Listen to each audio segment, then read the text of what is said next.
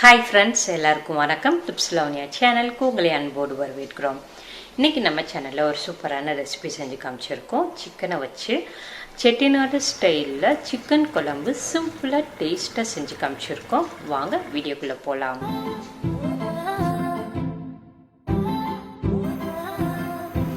First நம்ம மசாலா பொருட்கள் வறுத்து அரைக்கிறதுக்காக 2 ஸ்பூன் எண்ணெய் ஊற்றி காய விட்டுறங்க.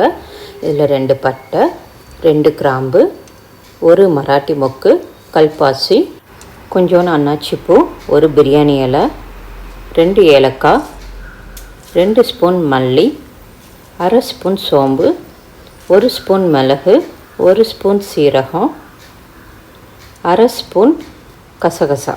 இது எல்லாத்தையும் போட்டு வறுத்துக்கோங்க.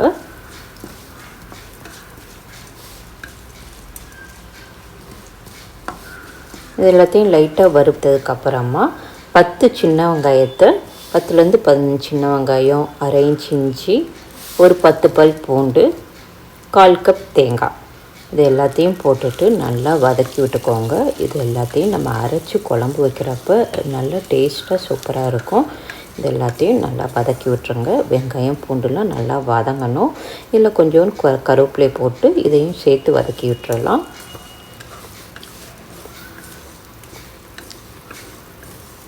இது நல்லா வதக்குனதுக்கப்புறமா ஒரு பிளேட்டில் கொட்டி ஆற வச்சிடுங்க. இது ஆறுனதுக்கு அப்புறமா மிக்ஸி ஜாரில் போட்டு நம்ம நல்லா பேஸ்ட்டை அரைச்சி எடுத்துடலாம். இந்த மாதிரி பேஸ்ட்டை அரைச்சி எடுத்து வச்சுக்கோங்க. அடுத்து நம்ம குழம்பு செய்ய ஆரம்பிச்சிடலாம். அதே கடாயில் ஒரு 5 ஸ்பூன் எண்ணெய் ஊற்றிக்கோங்க. எண்ணெய் கொஞ்சம் ஊற்றினா தான் நல்லாயிருக்கும். இதில் அரை ஸ்பூன் சோம்பு, கொஞ்சோண்டு கருவேப்பிலை, ஒரு பெரிய வெங்காயத்தை பொடிசாக கட் பண்ணி வச்சுருக்கிறேன். இதை போட்டுடலாம். எண்ணெய் நல்லெண்ணெய் ஊற்றிக்கோங்க. நல்லெண்ணெயில் நம்ம குழம்பு வைக்கிறப்ப குழம்போட டேஸ்ட் இன்னும் நல்லாயிருக்கும். அதுவும் நான்வெஜ்ஜுக்கெலாம் நம்ம நல்லெண்ணெய் ஊற்றி பண்ணுறப்ப இன்னும் நல்ல டேஸ்ட்டாக சூப்பராக இருக்கும். இது வதங்கினதுக்கப்புறமா 1 ஸ்பூன் இஞ்சி பூண்டு பேஸ்ட் போட்டுட்டு இதோட பச்சை வாசனை போகிற அளவுக்கு இதையும் நல்லா வதக்கி விட்டுறலாம்.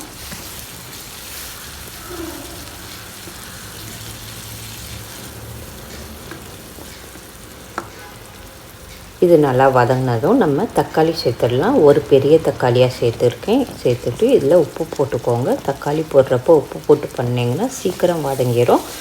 போட்டுட்டு தக்காளியை நல்லா வதக்கி விட்டுருங்க. தக்காளி நல்லா கூட்டாக வதங்கி வரணும். அது வரைக்கும் நல்லா வதக்கி விட்டுக்கோங்க. பாருங்கள், தக்காளி நல்லா கூட்டாக வதங்கிடுச்சு. அடுத்து நம்ம மசாலா பொருட்கள் சேர்த்துடலாம். வீட்டில் அரைச்ச மிளகாய்த்தூள் 2 ஸ்பூன் போட்டுக்கிறேன்.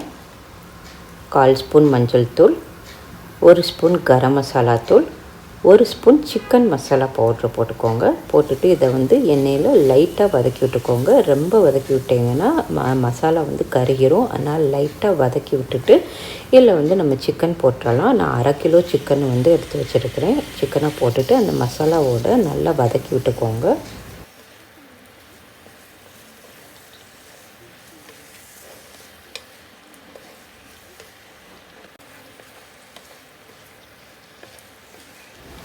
சிக்கனை மசாலாவோடு நல்லா வதக்கி விட்டுட்டு குழம்புக்கு தேவையான அளவு தண்ணி ஊற்றிடலாம். தண்ணி ஊற்றிட்டு ஒரு மூடியை போட்டு மூடி சிக்கன் ஒரு 10 நிமிஷம் வேக விட்டுருங்க. சிக்கன் வேகட்டும். ஒரு 10 நிமிஷம் கழித்து மூடியை ஓப்பன் பண்ணிவிட்டு நம்ம அரைச்ச மசாலாவை ஊற்றிடலாம். ஊற்றிட்டு எல்லா பக்கமும் நல்லா கிண்டி விட்டுருங்க. உங்களுக்கு தண்ணி வேணும்னா தண்ணி ஊற்றிக்கோங்க. இல்லை இதுவே போதும் அப்படின்னா இப்படி விட்டுருங்க. நல்லா கலந்து விட்டுட்டு வேக விட்டுறலாம்.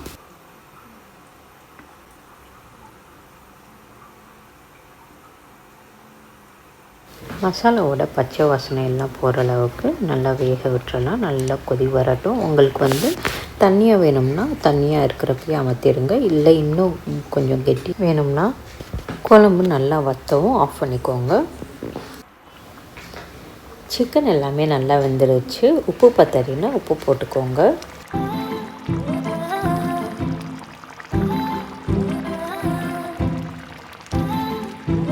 சுவையான செட்டிநாடு சிக்கன் குழம்பு சூப்பராக ரெடி ஆகிடுச்சு. நீங்களும் இதே மாதிரி செஞ்சு பாருங்கள். செஞ்சு பார்த்துட்டு உங்களோட ஃபீட்பேக்கை மறக்காமல் எங்களோட ஷேர் பண்ணுங்கள். இன்னும் நம்ம சேனலை சப்ஸ்கிரைப் பண்ணாமல் பார்த்துட்டு இருந்தீங்கன்னா சப்ஸ்கிரைப் பண்ணி கூடவே பெல் ஐக்கனை கிளிக் பண்ணிக்கோங்க. அப்போ தான் நாங்கள் போடுற வீடியோஸ் உங்களுக்கு உடனே நோட்டிஃபிகேஷனில் சேரும். நன்றி, வணக்கம்.